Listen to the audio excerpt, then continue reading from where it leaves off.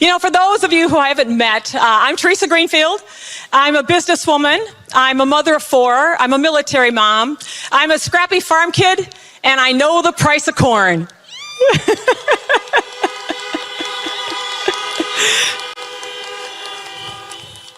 You know, Iowans are going through really tough times right now, and I think these are going to be some of the most consequential times of our life. With the pandemic, the recent derecho, farm bankruptcies at an 8-year high, you know, families struggling to afford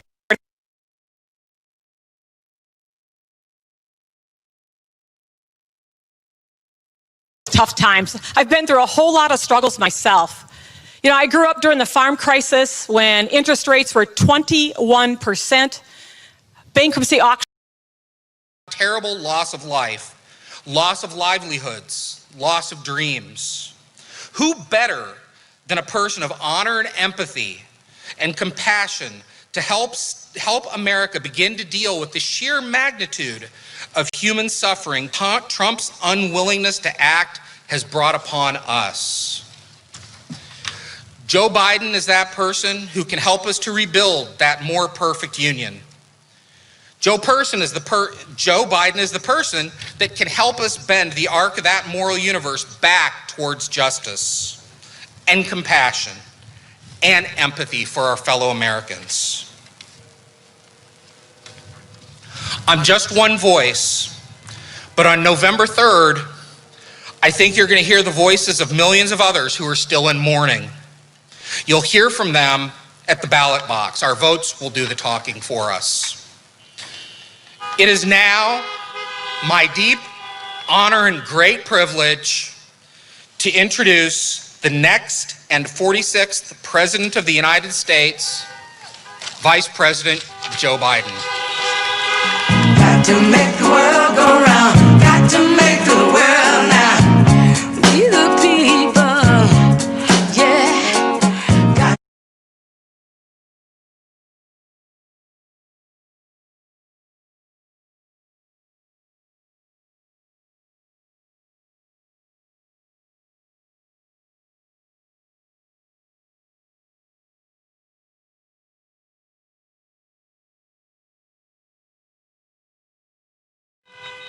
Back at the State Fair.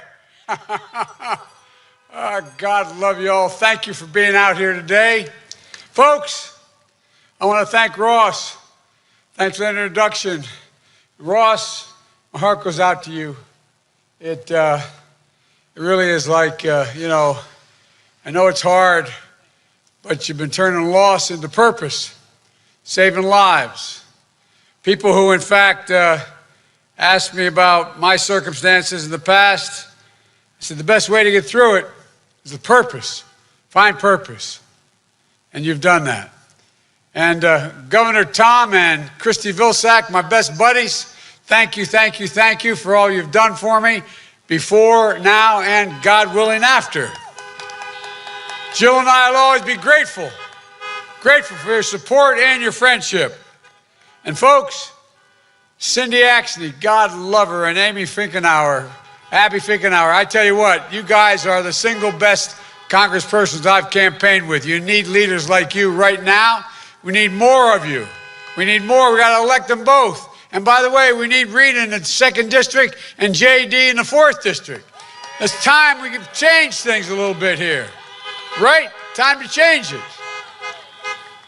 I tell you what, and how about Teresa? I tell you what, you have no idea how much you're going to make my night when you win. You have no idea. And how you're going to make everybody else's night. You're, as they say back in Scranton, you're the real deal, kid. You're the real deal. And you've never forgotten where you came from. And the thing I'm confident about is even going to Washington, as a U.S. Senator, you're not going to forget where you came from and who you are. Your values are baked in. They're Iowa values, they're American values. You value honor, decency, respect, and dignity. You know they all matter. They matter a lot. That's who we are. And as we saw in the debate, where a farmer's daughter knows a break-even point for price of corn and crops. You think that'd be fairly basic. That's like my not knowing where the Delaware River was back home. Folks, but there's something else. Teresa and I both lost our first spouses. We've both been single parents to young kids. We both found a way back from broken places. And we know that's why you should elect this woman. Teresa to the United States Senate. She sees, she understands, she believes. When she talks to you, when you talk to her, you know, and I'm not just saying this, you know she understands. She gets it. You know, just like our good friend Tom Harkins was your senator, Teresa will be your senator for Iowa. Not like your opponent who's Donald Trump's senator for Donald Trump. Folks, only 4 days left. Millions of Americans are already voting. Millions more are going to vote by late Tuesday night. And I believe when you use your power, the power of a vote, we're going to change the course of the country and, quite frankly, the world. Right here in Iowa with all of you. In the final days, please keep your sense of empowerment. Keep your sense of optimism of what we can do together, because you know we can do anything. You know I know how hard it is. More than 200, and now I think it's up to 30,000 people have died. America's dead because COVID-19, nearly 1,700 dead right here in Iowa. Iowa hit a record number of daily cases yesterday with over 2,300 and a record number of hospitalizations, more than 600. We've now hit 9 million cases nationwide, a tragic milestone. And millions of people are out of work, on the edge, and they can't see the light. They don't know, it just looks dark right now for them. 82,000 Iowa jobs lost in this pandemic, and still they've not come back. 70,000 jobs lost in Iowa since Donald Trump became president. Here at the fairgrounds, the Iowa State Fair canceled for the first time since World War II. And Donald Trump has given up. The White House Chief of Staff said it out loud last week. He said, we're not going to control the pandemic. We're not going to control the pandemic. In the debate last week with Donald Trump, he said, we're rounding the corner. It's going away. And only he could say, we're learning to live with it. Well, I may remember what I told him. We're not learning to live with it. We're having to learn to die with it because of you. Donald Trump has waved the white flag. He surrendered to this virus. But the American people don't give up. Remember what he said when he did that interview? He said, although he knew about the crisis, he knew how bad it was back in January, the end of January, he decided not to tell the people because he worried they would panic. Well, guess what? We don't panic. He panicked. And he misrepresented to us. Imagine if he had told us in January how dangerous this was and took action. It's estimated there'll be over 130,000 people still alive.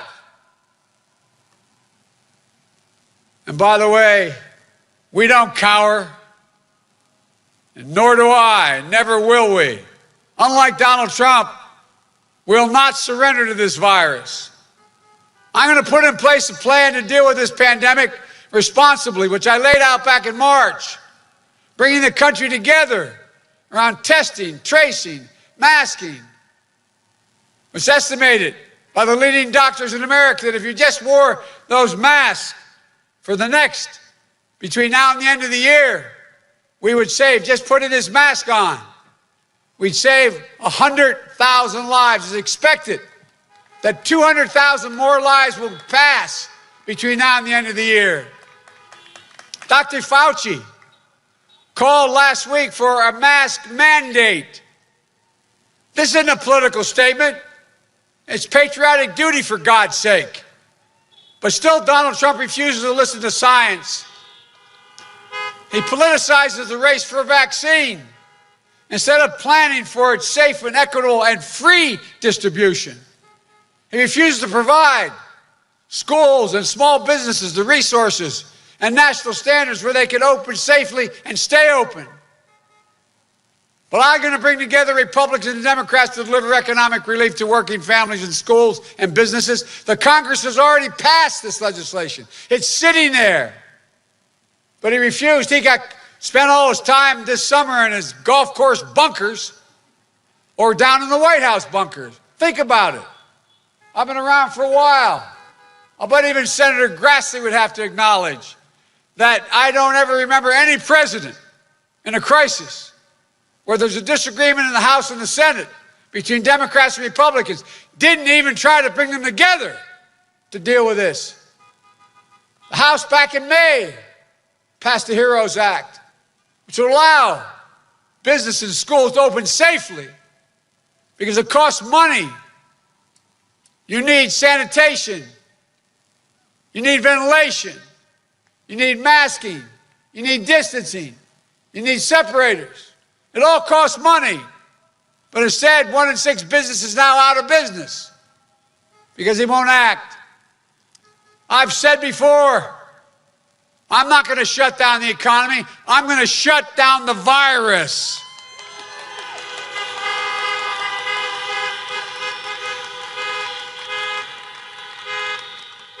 Even before the virus, Donald Trump had already blown it. He inherited a strong economy from Barack and me. But like everything else he inherited, he squandered it. He squandered it, frankly. I've dealt with guys like Trump my whole life. So have you. Guys who think because they have a lot more money that they're better than you. Look down on you. I know, I acknowledge I got a little bit of a chip on my shoulder. Coming from an Irish Catholic neighborhood where it wasn't viewed as that being such a great thing. When I read something about how if I'm elected president, I'm going to be the first non-Ivy League person to occupy the White House in a long time. Well, guess what? Like somehow I didn't belong if I didn't go to the Ivy League. Look, I'll say it about time. It's about time that a guy or woman who graduated from a state university is able to sit in the Oval Office. Because if I'm sitting there, you will be too. You know who really built this country. It wasn't Wall Street. It wasn't CEOs. It was hard-working folks like all of you who built the middle class. And unions helped build the middle class. We know how we can build it back and build it back better with an economy that rewards work for a change, not wealth.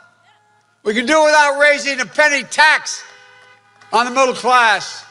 I guarantee you, give you my word as a Biden, no one making less than $400,000 a year will see a penny in their taxes raised. No one.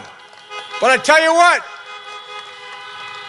it's about time the wealthiest people in America, the billionaires and trillionaires, the multi-billionaires, and the biggest corporations start paying their fair share. 91 major corporations out of the Fortune 500 didn't pay a penny in tax last year. That's tens of billions of dollars. They're going to pay their fair share. Why should a firefighter, an educator, a nurse, a cop pay at a higher tax rate, which you do, than a major multi-billion-dollar corporation? Why should you pay more taxes than Donald Trump, who paid $750?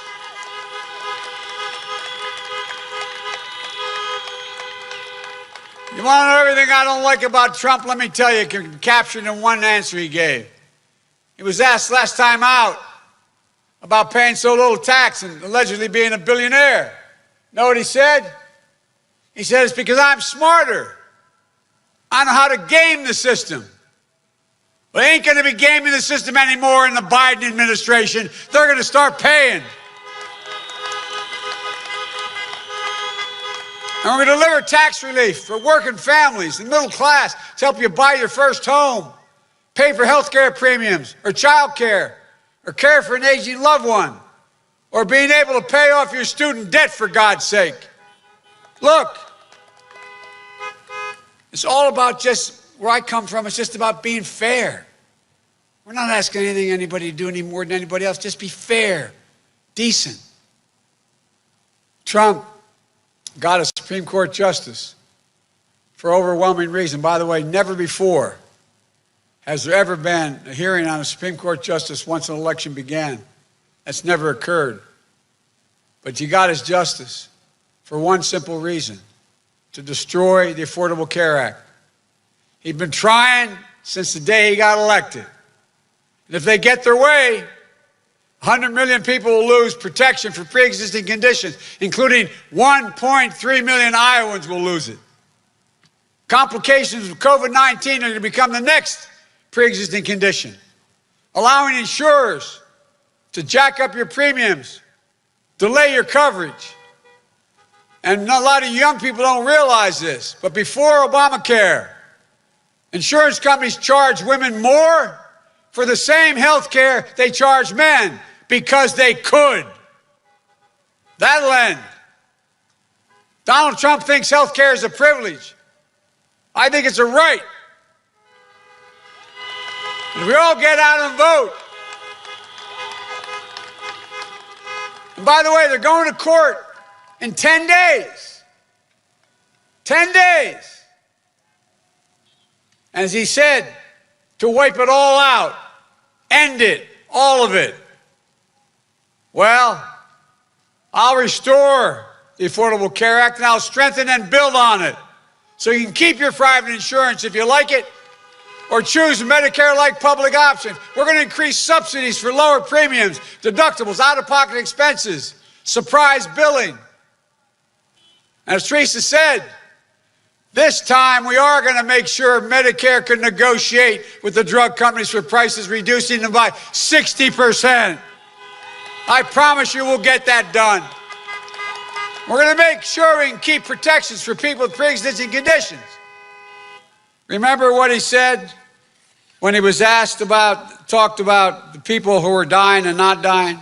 He said, quote, virtually, this is a quote from Trump, virtually nobody's dying except for people over 65 with heart conditions. Like they're disposable.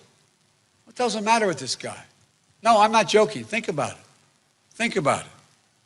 And then when he was told for the first time that we're like we did today, 1,000 deaths a day, remember what his comment was?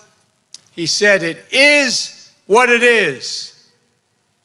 Well, it is what it is because he is who he is. That's why it is what it is.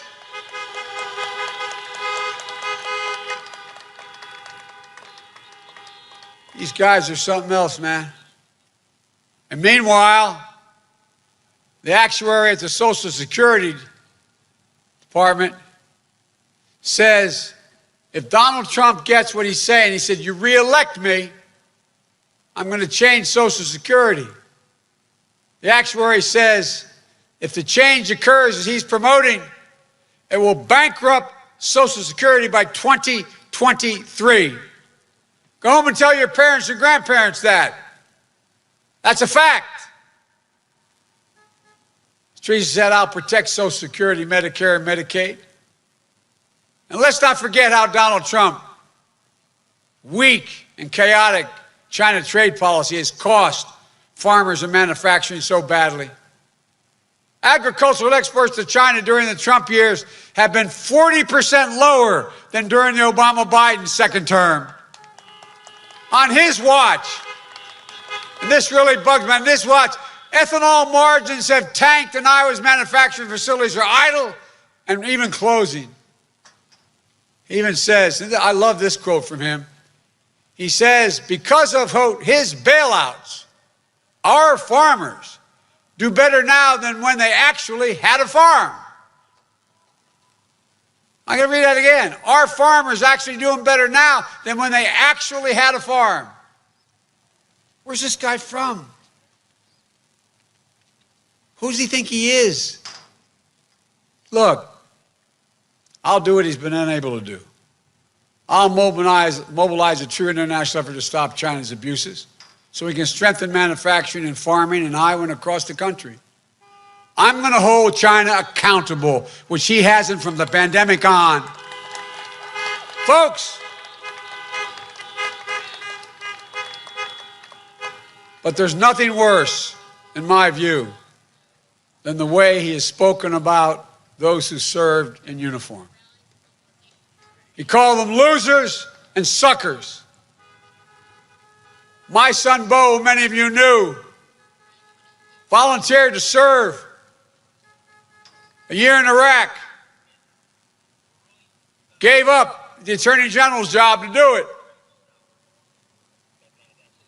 won the Bronze Star, the Conspicuous Service Medal, and other awards.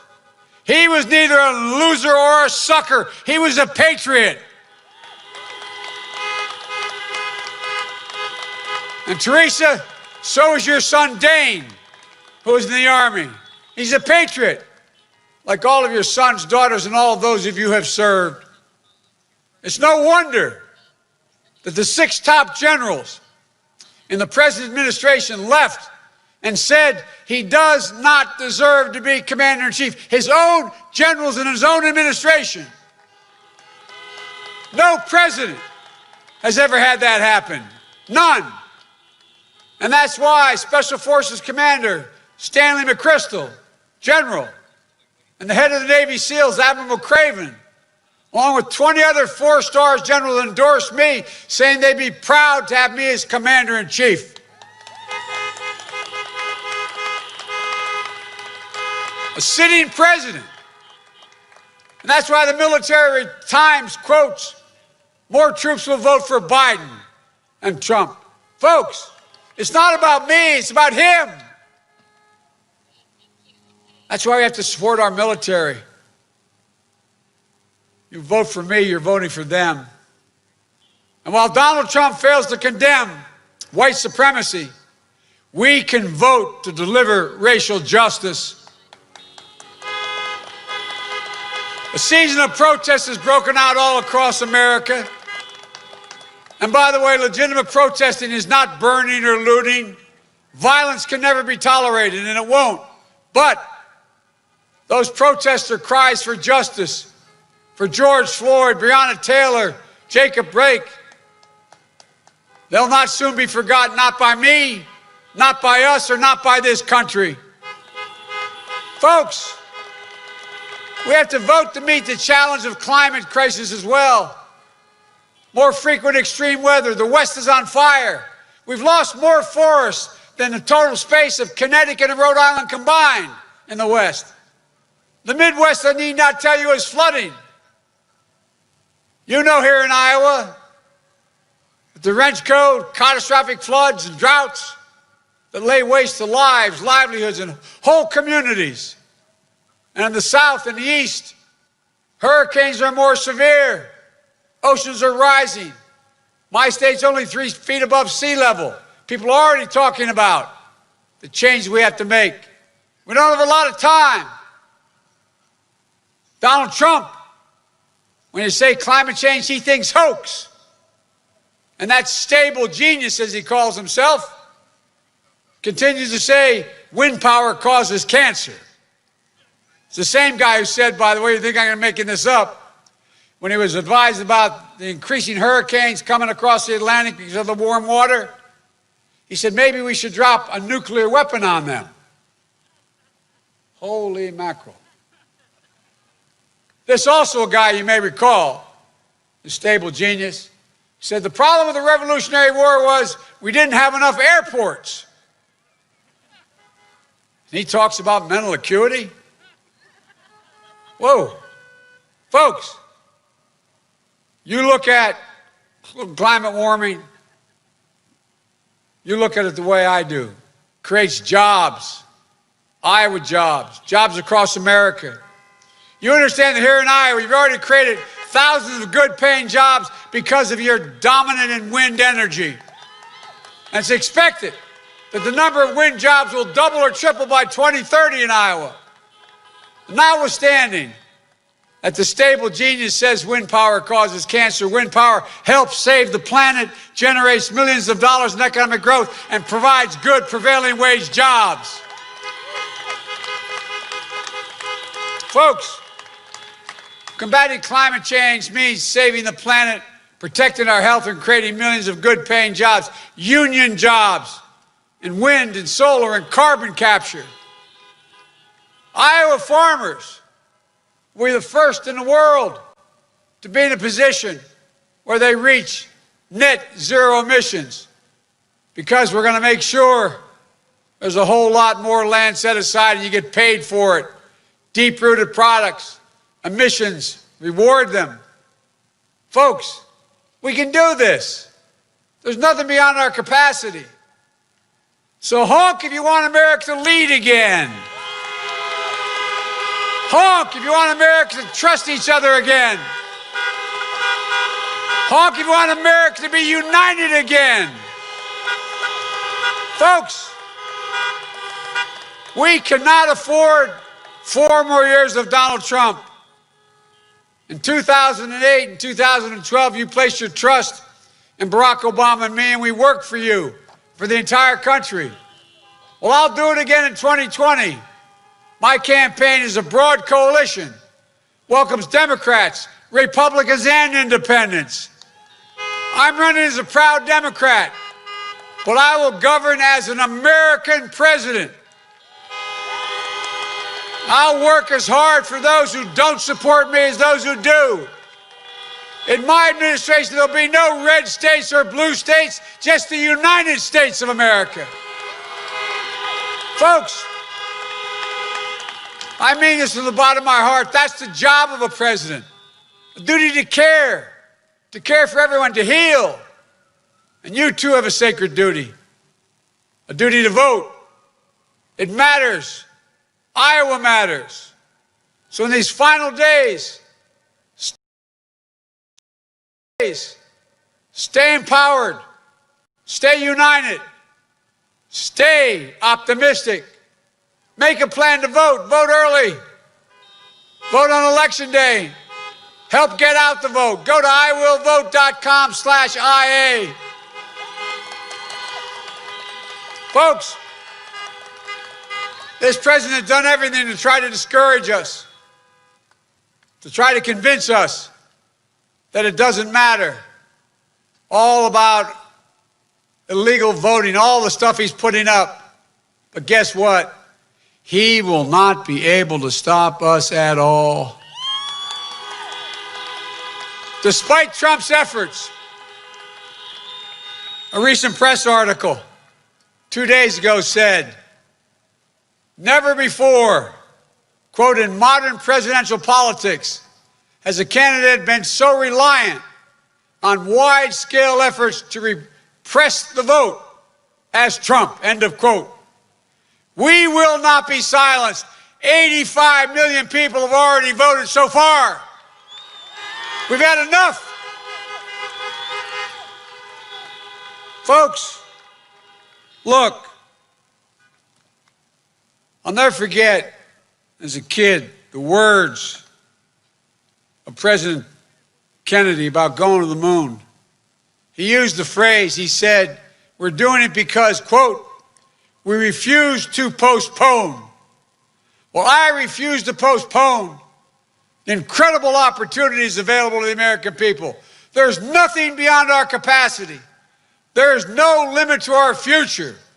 The only thing that can't tear America, look, I'll talk about how we're in trouble. Well, nothing can tear America apart except America itself. And that's exactly what Donald Trump is doing from the beginning, trying to divide America, pitting Americans against one another based on race, gender, ethnicity, national origin. It's wrong. That's not who we are. Look, folks, everybody knows who Donald Trump is. We got to let them know who we are. We choose hope over fear. We choose unity over division, science over fiction. And yes, we choose truth over lies. So folks, it's time for us to stand up, take back our democracy. We can do this. We're so much better than we've been. We can be who we are at our best. The United States of America. There is literally not a thing we've ever been unable to do. Nothing. The only country in the world that's ever come out of every crisis stronger than it went in is the United States of America. And with your help, I promise you, that's what we'll do again. God bless you all, and may God protect our troops. Thank you, thank you, thank you.